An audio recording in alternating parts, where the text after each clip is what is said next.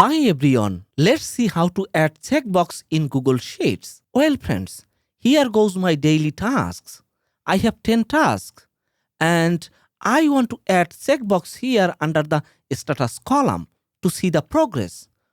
Well friends, first of all, to add checkbox, just select the cells. I'm going to click here on the first cell and hold it and drag down till the last row.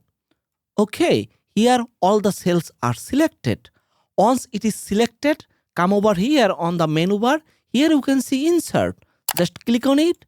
Okay, now here you can see a drop down menu with a lots of options. I'm going to look for checkbox and go down until you see checkbox.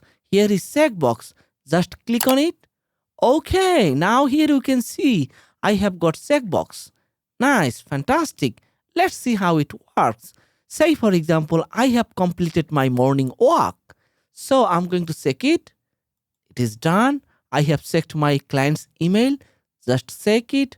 And I have done my laundry. Check it. And if you would like to uncheck it, just click again. It is unchecked.